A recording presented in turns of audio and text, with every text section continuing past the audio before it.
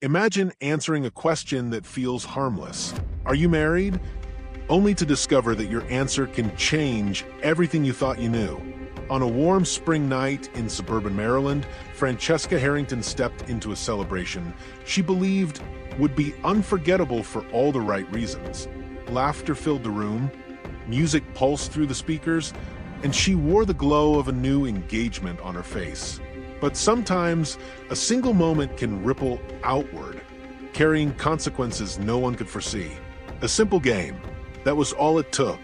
A chance to win a dream vacation and cash prize, reserved exclusively for those without a partner. Francesca never intended to win. She never imagined that agreeing to participate would set in motion a chain of events far more powerful than any competition.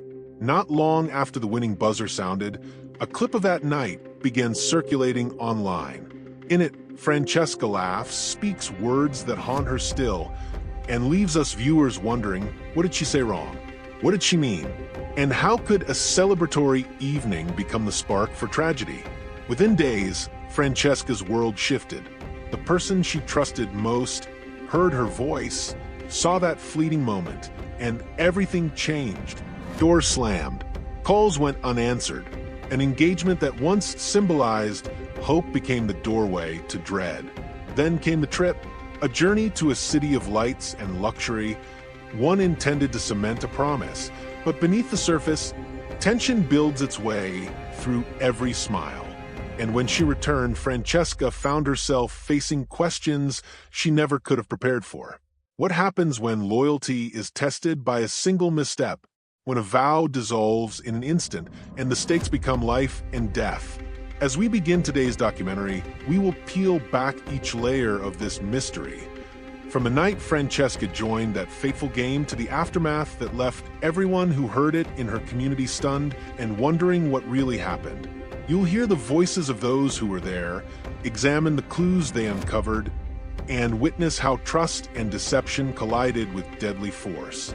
Stay with us as we follow the twisting path from celebration to calamity and uncover the truth behind the question that changed everything. Welcome to True Crime Chronicle, where we serve you with true crime stories that keep you at the edge of your seats and wonder about the kind of evil that lurks within the hearts of men. Please like and hit the subscribe button if you're new, and to our already subscribed family members, welcome back. And as always, let's ride into mystery together. Before that spring evening changed everything, Francesca Harrington was known for her warmth and her laughter. Only 28 years, and she has shown that she has a lot of life to live and love, to give to everyone she comes in contact with. A gifted marketing executive by day and devoted and loving sister by night, she cherished simple routines. Weekend brunches with Denise, late-night calls with Rose, and quiet moments with Aaron, the man she planned to marry. Aaron Lewis seemed the perfect match, thoughtful, attentive, fiercely protective. Friends admired the love he shared with Francesca. He loved her and oftentimes looking into her eyes and reminding her how beautiful she is. Yet behind his steady gaze lay a tension that few noticed, a guarded edge that flickered behind his eyes when he believed no one was watching. Rose Delgado, the life of every gathering, was the one who first ushered Francesca into that fateful night. Always ready to celebrate with her friends, she carried an energy that could fill any room. And Denise, Francesca's baby sister, was the confidant who kept her grounded, quick with a joke or a shoulder to lean on. Then there was Jacob Miller, a recent addition to their circle. A charming stranger at Rose's party, he carried himself with easy confidence.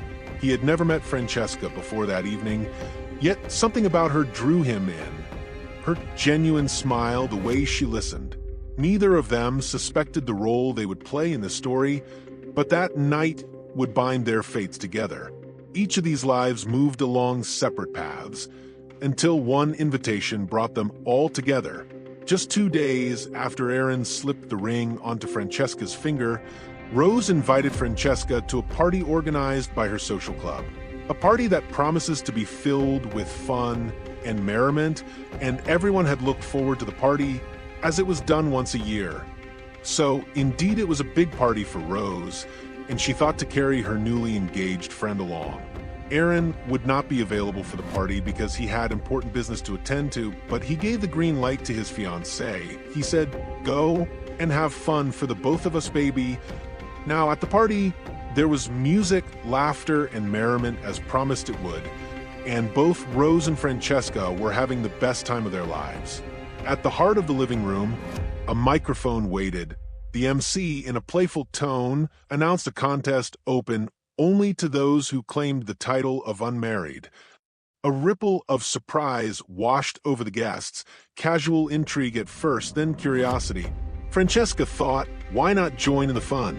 After all, it was just a game. They drew names from a hat, 6 strangers, Francesca, Rose, and one unexpected game partner, Jacob. The rules were simple. Each pair was to outlast opponents to win a prize that promised excitement beyond imagination. Francesca was then paired with Jacob, and they both laughed as she settled into her chair opposite Jacob, her heart light. She leaned back, certain she'd be out in seconds. Round after round passed in a haze of anticipation. Words whispered, alliances formed, laughter rising and falling like breath.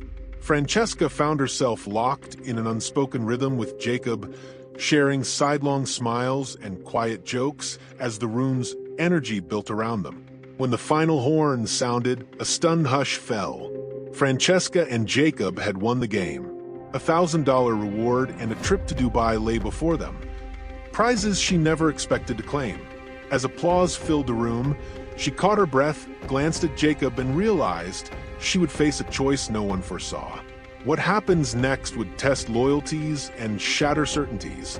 But for now, in that moment of triumph, Francesca felt only the rush of possibility. Francesca knew there was no way she would consent to the all-expense-paid trip to Dubai with a stranger, so they had to come to an agreement, which is to split the prize won, Jacob to take the cash prize of $1,000 while Francesca gets to go with Aaron to Dubai. They both agreed, and that chapter was closed. Then, one afternoon, just about a week after that party, Aaron was on Facebook scrolling when he came across a clip from the party he had missed, the one his fiancée had won the prize of an all-expense-paid trip to Dubai. He watched in stunned silence as the video played. Francesca, laughter dancing in her eyes, appearing to make gestures that suggested she was single and part of the reason why she had accepted to play the game. There was no ring on her finger, no mention of the love he believed to be unshakable. He replayed the clip, each loop fueling a growing unease. Questions churned. Had she lied to him? Was their future built on a misunderstanding? His grip tightened around the phone as doubts crept in, erasing the warmth of shared plans.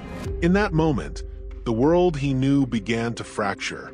That evening, Aaron found her at home, the glow of sunset painting the walls.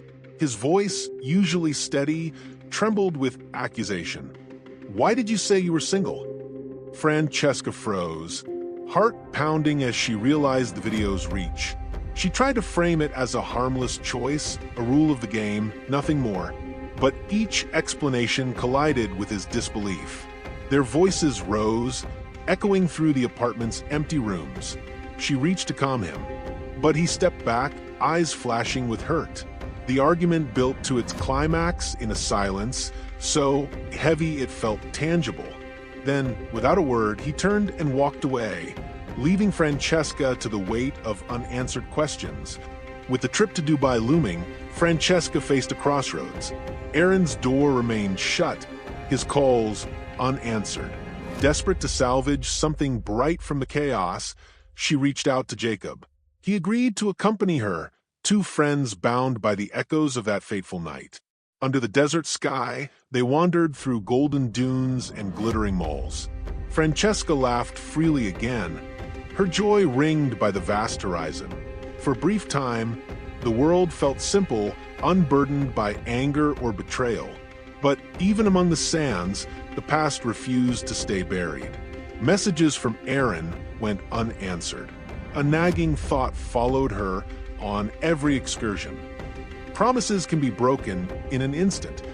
Back in Maryland, Aaron's silence had grown into something darker. One night, under a clouded moon, he drove through deserted streets toward the home Francesca shared with her sister Denise. Moments later, neighbors would hear nothing but a single muffled thud. It was 4 days before Rose and Jacob, worried by silence, forced open the door and found them both. The house was still, the air heavy, 2 sisters gone, their lives cut short in a single act of rage. As police tape sealed off the scene, the question on everyone's mind was the same. How does a broken promise lead to such devastation? And what clues would lead detectives from that party game to a hunt across state lines? In the days following the discovery, detectives descended on Francesca's home like a storm gathering strength. Yellow tape sealed off the property, while officers combed every corner for clues. Rose and Jacob's frantic calls to the police set the investigation in motion, but it was Denise's final message, sent hours before her death, that became the key. "He's not himself," she'd written to her boyfriend. "He's angry and I'm scared." One neighbor recounted seeing a dark sedan parked at the front of the house at about the same day, and Time the Forensics had claimed the murder must have occurred. Surveillance footage and secret cameras around the neighborhood also confirmed this, and within 24 hours, investigators had a name, a face, and a suspect. Aaron Lewis was found in a small Ohio town, moving quietly through the early morning mist. The moment uniforms approached, he surrendered without a fight, his eyes hollow with shock. In his jacket pocket, police recovered a crumpled flight itinerary, evidence of a man on the run. As officers read him his rights, the question on everyone's mind was this: what had driven him to flee, and what thoughts haunted him on that lonely highway? The courtroom was packed the day Aaron Lewis pleaded not guilty. Reporters jostled for position as the prosecutor laid out a timeline of rage. The viral video, the breakup, the threats, the final drive to Francesca's house. Each detail was delivered with clinical precision, yet carried the weight of heartbreak. Witnesses took the stand one by one.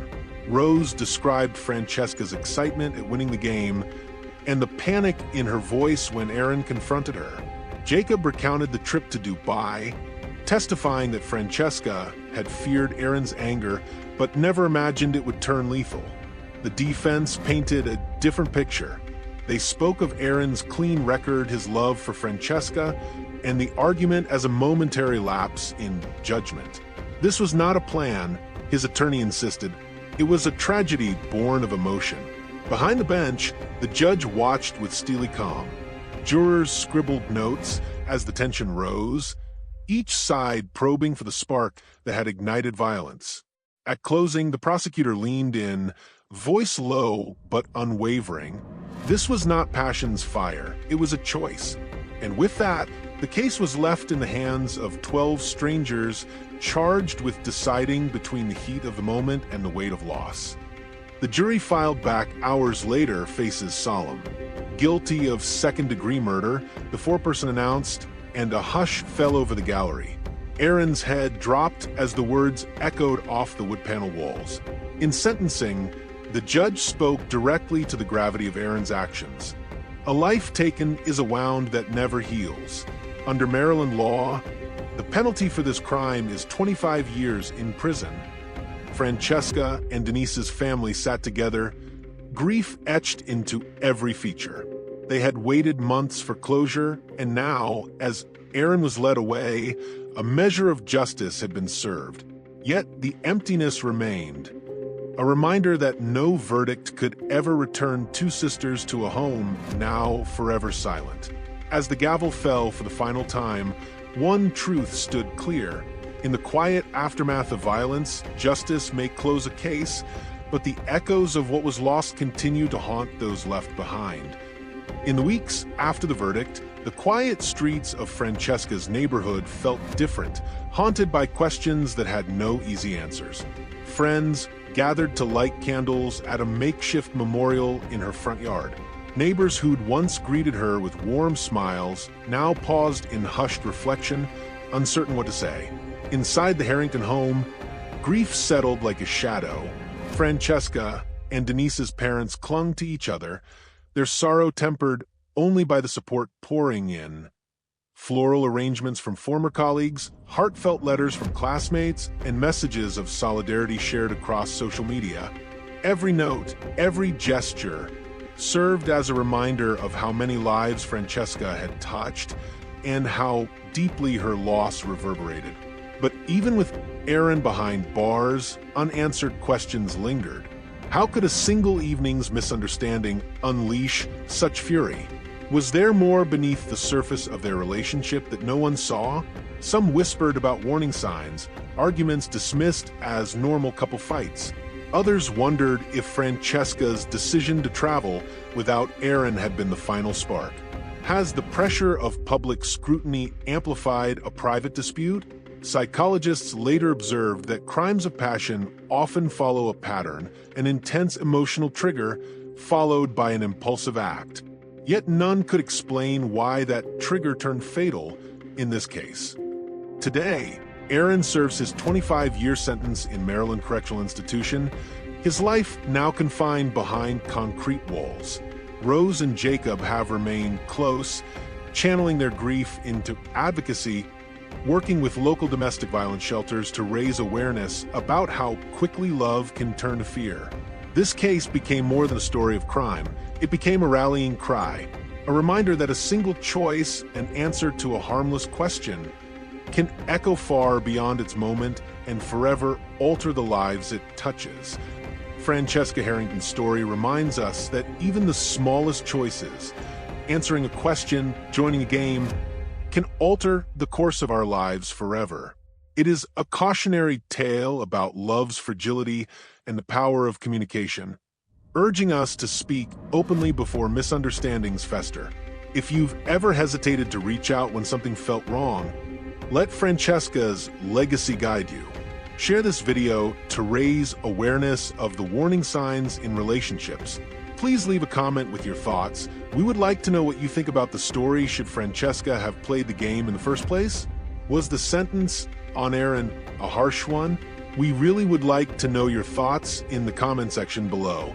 Subscribe for more in-depth investigations that bring light to hidden truths. Because when we listen, when we act, we can turn tragedy into a force for change.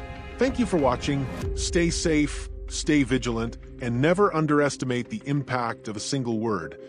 Until next time, stay away from crime.